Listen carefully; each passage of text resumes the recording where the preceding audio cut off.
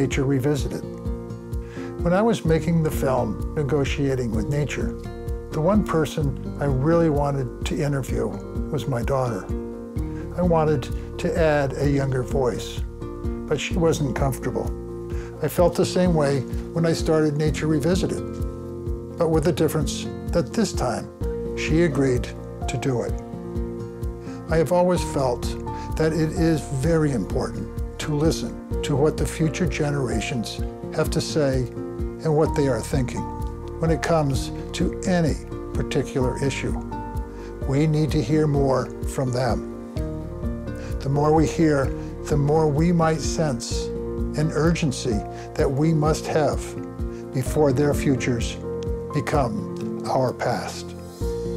So my daughter agreed to do a series of phone interviews that look back on her relationship with nature as the daughter of a gardener, of her school years, and now her life near the ocean. I said, this is the BBC calling. Oh, hello. How are you? Good, and you? Good. Today we're going to ask you a few questions.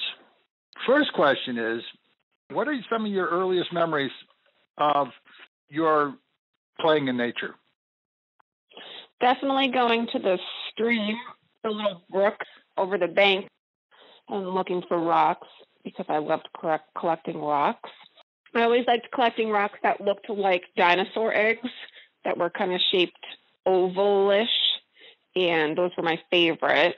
And I remember keeping a collection behind the statue that we had in the backyard. There was like a broken greenhouse, and I would store them all in there. I also remember playing in Lauren's backyard, which was really nice. There was a hill, so we could go sledding.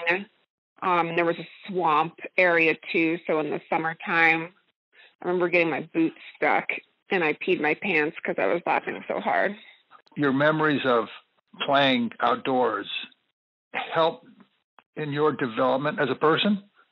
Oh, yeah, for sure, because when I'd hang out with Lauren, we would just make believe that we normally pretended that we were dogs, I think, or wolves or something, and we'd crawl on all fours, and we would just make up this whole scenario.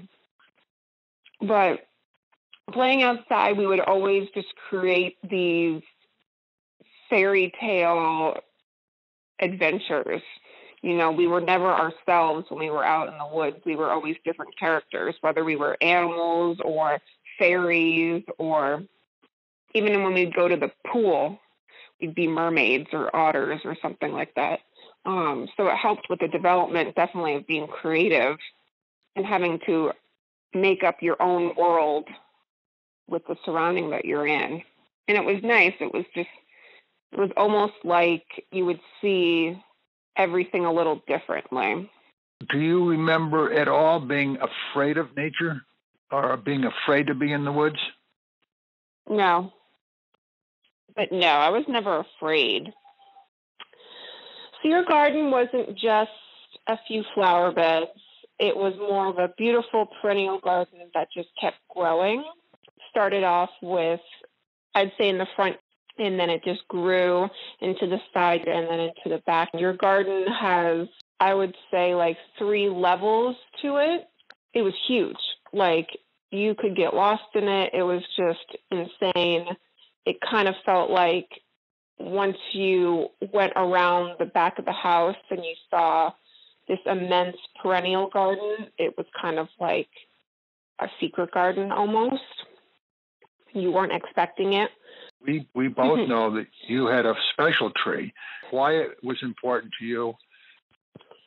I think the reason why I was so attached to it was because I wasn't allowed to play in the garden.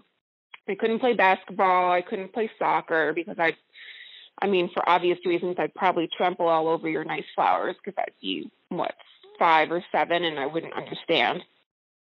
But I think because you didn't like the tree, you kind of didn't care about it. So it was there for the taking. So I was able to kind of take over and have it be mine. The one thing that in the garden that you didn't care about. I kind of swooped in. And so I was able to swing on it and play with it. So when you cut it down because you didn't like it, because it was a weed or whatever, it was just kind of disappointing. You were just so protective over everything, and I didn't understand why. And it was just hard to understand when you're so young. Sometimes it felt like you were picking the garden over me. It's like when you built the pond, and I came home and I thought, oh my God, this is awesome. I have a pool. My dad just made me a pool, and I went and swam in it. But no, it was a pond for the whole thing, for the whole garden. It wasn't for me. I just felt kind of like, well, where is mine? Where is me in this? And I don't mean to sound ungrateful at all, but you also have to put it in the mindset of a 7-year-old who looks at other people's, their friends' houses and how they're set up. It definitely was nice seeing that you were at least outside doing something constructive, which was nice to see. Like, you know, you would put all this effort, all this time, all this blood, sweat, and tears into something that every time someone came over, it was nice to show it off. Oh, this is what my dad does. Just so casual. Like, it was just normal. Almost made me feel like, doesn't everybody's dad do this? That it was just kind of weird when I go to someone else's house and they wouldn't have anything. So it definitely instilled a creativity in me, I think, growing up. Like, my creativity now is a little bit different than yours, only because I didn't participate with you outside. So looking back on, you know, being brought up by a gardener, which, you know, like I have said before, I think I spent, when you were growing up, I was more concerned about my garden than I was necessarily about the effect of my garden on you. In hindsight, I didn't share it as much as I could have. But I still hope in my older age that I was able to instill in you some kind of a semblance of the appreciation of nature. Part of what I want to do is to be honest with people and put it out there that what we do, even somebody like myself who's a gardener and loves my garden, that we do have an effect on things by how we allow our children to relate to nature. Because you're creating something so beautiful and so positive, but yet there are sometimes negative repercussions. What are some of those negative repercussions? I didn't get to enjoy it. You know, it was kind of like I was a little jealous that you spent all this time and you seem to care more about the garden than me getting my basketball hoop. Like, what's so great about a bunch of plants? I'm your daughter. You know, this is what I want. And I know this sounds very selfish, but it just kind of felt like you would pick the garden over me sometimes, which would be hard to deal with because it's plants. I'm a human. I mean, I guess also, like, if I had a friend over or if Angel would walk through the plants and kind of bend them or whatever, I wouldn't care. Oh, that's okay. Like, you can deal with it. It was kind of the only payback I could get.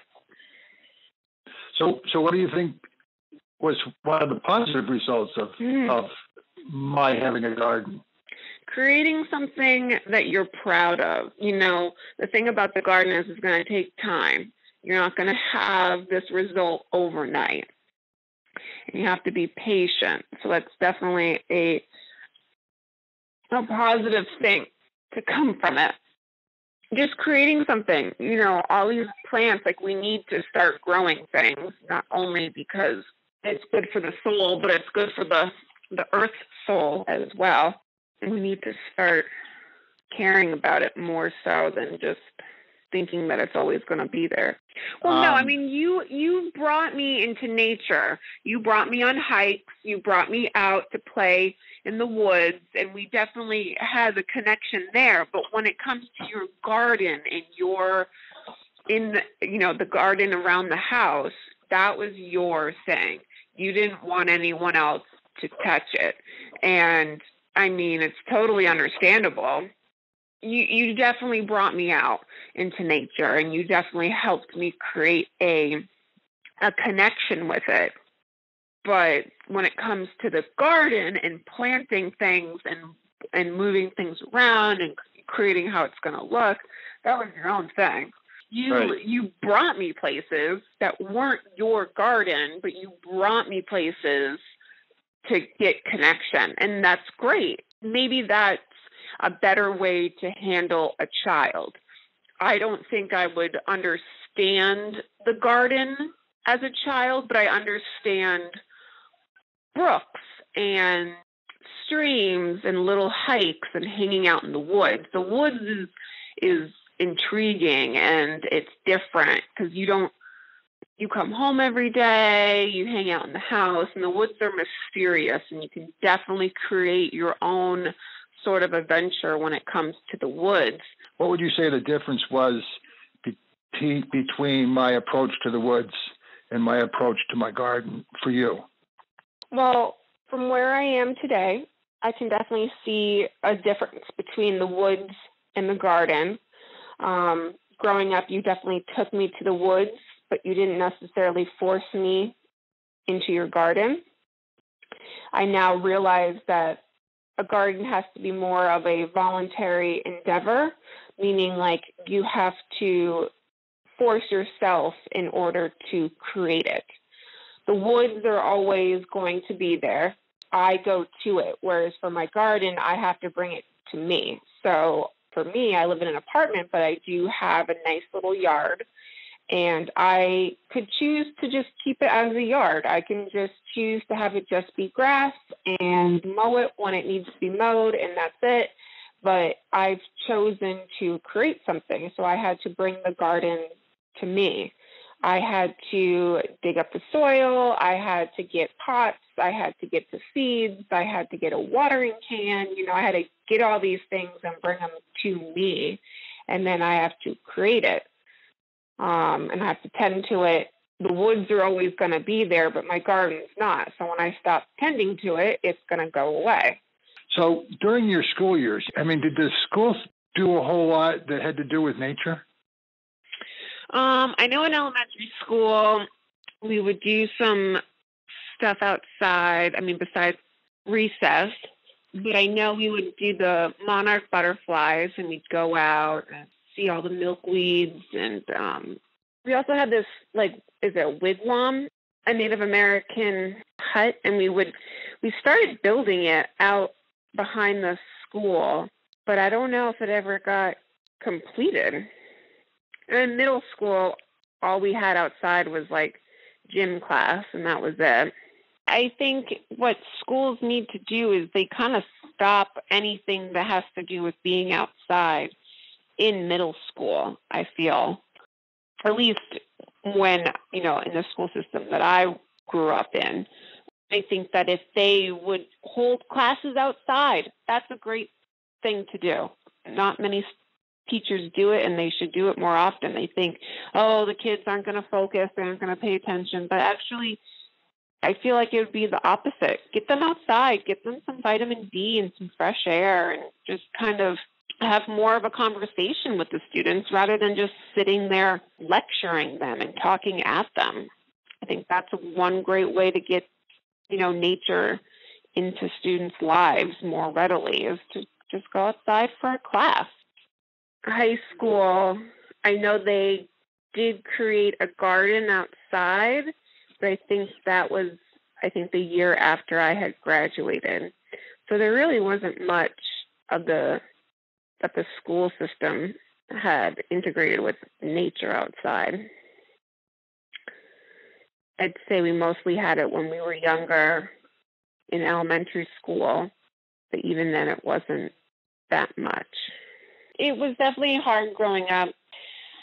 I'd go over to my friend's house and they'd have big screen TVs and nice game rooms, and they would have Xboxes and PlayStations and, anything that you could imagine they would have. And I didn't have any of that. The only kind of cool thing that I could show people when they'd come over would be the garden, which most people would be impressed by, and they'd like to walk through it, just one time. And it's amazing to see, but at the same time, when you're in high school, okay, great. Great of a status symbol to have. So I wouldn't really have people come over. When you're in high school, or not even just high school, but this whole American society values these materialistic things so highly. People who have nice houses, who have nice cars, who have nice electronics, who have all the new gadgets, nice phones. Those are the people that everyone strives to be, because it's all these status symbols and it's all this materialistic stuff. Your dad's garden wasn't really didn't get you too many boyfriends. Oh, no. What might have been your sense when you would go to school and then you would come home between the two, that you did have this place that didn't have all those status symbols, but it did have this garden? I mean, how did that kind of affect you? I mean, it kind of made me embarrassed. Like, I wouldn't invite people over to the house. I'd rather have a sleepover at my friend's house or go over to my boyfriend's house. I wouldn't really have them come over because I was 100% embarrassed. As I've grown older, I've noticed that stuff doesn't really matter. That, like, now I'm a lot more impressed to show people off the garden, to show them, hey, look at this. Not everybody has this, which I think that is more valuable than having a nice TV. College was a little different because, you're older. You could do whatever you want, and it's not like you have to ask your parents for permission or anything. Where I went to school, I was fortunate enough in Ithaca that there's lots of hikes and there's lots of waterfalls and great scenery to see. So we would, at the end of the year and at the beginning of the year when it was, still warm out, we would go hiking through to go to a waterfall or to a swimming hole. So were those important moments for you? Oh, yeah. I mean, it was, I remember as a freshman, you don't know anybody at the school. You kind of started making friends with people that were your roommates or lived next door to you or you had class with. And I remember going down to one of the dams, and we were walking there, and we didn't know how to get there, so we just had to follow other people in front of us who I don't think they knew how to get there either, and if they were following the people in front of them. So it's just kind of this train reaction. It was a nice bonding experience with my brand new friends that I had just made at college. So I'll always remember that, that's for sure. Oh, yeah, they had the best farmer's market I've ever been to. They had everything from vegetables and eggs and meat that you would buy to already pre-made food. I know there was like Chinese food that was made right there. They had a fire wood stove for pizza, and then they sold crafts as well, like pottery. As a student, you're spending all this time in class, and then when you're not in class, you're studying or you're doing homework or you're writing a paper. I feel that the reason why people like to play video games or like to go out partying or socializing with their friends is that this is their time to like take a mental break from all the schoolwork. And I think one of the flips that I had when I moved up here, I'm out of my partying phase. And now that I'm in, working and everything, that when I come home, I still want something to like take a mental break and to kind of check myself out. That I'm finding it in other places that's a little bit more creative, like my artwork and all my crafts that I do. And now it's planting seeds and doing a little garden and growing vegetables and such like that. So I think as people mature and they find other outlets that are a little bit more productive, that's kind of where the switch happens. Why do you think the ocean means so much to you? I always wanted a pool growing up or live on some sort of body of water. You know, whenever you get hot, I would have loved to be able to just go dip into something. I mean, we had the river, but we'd have to drive to it, or always wanted to live on the ocean or on a lake.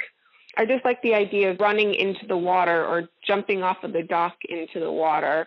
I don't know. It makes me feel like a kid again. What are some of the things that might have happened or influenced you since you left college that has made you want to kind of reconnect with nature and try to make a difference? Like, you know, what has brought you back to wanting to do a garden? Well, moving into an apartment that I now have some land myself so I can plant things. You know, it's kind of hard to plant things when you live in a dorm.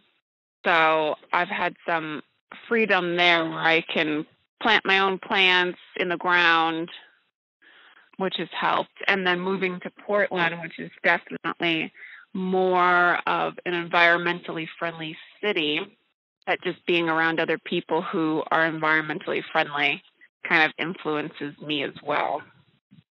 What do you think are some of the biggest hurdles that particularly your generation, but all of us, face as we try to make a difference? Well, one thing is like going against the social norm. Like my friends sometimes make fun of me for having a metal straw. That's not really going to make a difference. Or just the judgment and weird looks that I get. Like when I say, no, I'm all set with a straw, people kind of look at me like, what are you doing? Another big thing is that it is more costly. It is a little bit more expensive, so you have to be willing to make that sacrifice, but it is definitely more so rewarding.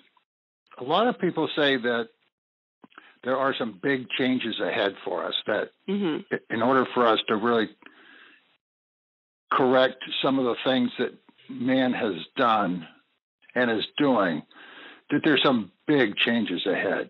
Do you think that you, and possibly, I know you can't speak for your whole generation, but do you think you're ready for those? And do you want to try to help make those changes? I mean, not to get too political into answering this question, but it's, okay, so if you look at all the generations that are out there right now, the younger generation is definitely more pliable and moldable for sure. You know, they're the ones that we can still kind of correct right now and make those changes. But unfortunately, the younger generation, we have a lot more holding us back. We have a lot that prevents us from frivolously spending our money on things that would be a little bit more environmentally friendly or making a difference. So I think it's going to be hard because it's, you know, the younger generation's, like I said, more flexible and more willing to change, but I don't know if they necessarily have the means to do so. So the issue is still a political issue. What's it going to take to make change? I'd say that we must stop abusing our planet, first of all. But it seems like there's not one person that has that political power to do so, meaning we all have to come to it together. You can't just fix the planet because you go out and buy an electric car, or you just start composting, or you create a vegetable garden. There's so many things that we have to do, and it feels very daunting, but you can start by making small changes, but keep making those small changes as you keep going along. And then eventually you're going to get there. Or if you don't, you pass those on to your children, and maybe they do. And if they don't, then their children do. You know, it's just because it's not going to happen right now, this instant, with doesn't mean that that it can't happen. Are you optimistic about the future? I want to be. Doesn't mean that that it's going to go the way that I want it to. Not without people making positive changes. But it's also hard because I'm not sure if I'm going to still be around to see said negative impacts. So people have a hard time when it's not affecting them personally. Like if I have kids, it would probably impact them or their kids' kids. But I want to be positive. I want to think that we're going to figure it out and we're all going to come together and try and fix this problem that we've created. I hope you enjoyed this special edition of Nature Revisited with my daughter, Tori. If you did, please share with friends and family. Nature Revisited is produced by Stefan Van Norden and Charles Kagan. And do follow us on Instagram, Twitter, and YouTube. I hope you will join us for the next edition of Nature Revisited when we visit the Vermont Institute of Natural Science for a call of the wild. Until then, remember, we are nature.